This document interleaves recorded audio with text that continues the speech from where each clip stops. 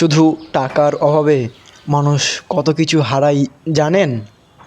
শুধু টাকা না থাকায় একজন মেধাবী ছাত্র পড়াশোনা ছেড়ে দেয়, একজন অসুস্থ মা চিকিৎসা পায় না, একজন বাবার চোখের সামনে সন্তানের স্বপ্ন ভেঙে যায়।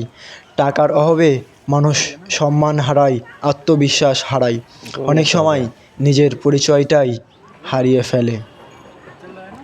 একটা চাকরি না পেলে শুধু বেকার হয় না, সে সমাজ তাকে অযোগ্য বলে দাগিয়ে দেয়। একটু অর্থের অভাবে ভালোবাসা ভেঙে যায়, সম্পর্ক নষ্ট হয়, পরিবারে শুরু হয় অশান্তি।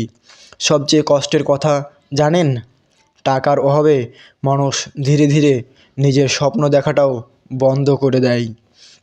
কিন্তু মনে রাখবেন, টাকা জীবনের সব কিছু নয়, কিন্তু টাকা না থাকলে জীবনের অনেক দরজা বন্ধ হয়ে যায়। তাই গরিবকে কখনো ছোট করবেন না, কারণ তার লড়াইটা আপনার কল্পনার চেয়েও কঠিন। আজ সে টাকার অভাবে হারছে, কিন্তু কাল সে জিততে পারে, যদি আমরা তাকে অবহেলা না করে সুযোগ আর সম্মান দিই।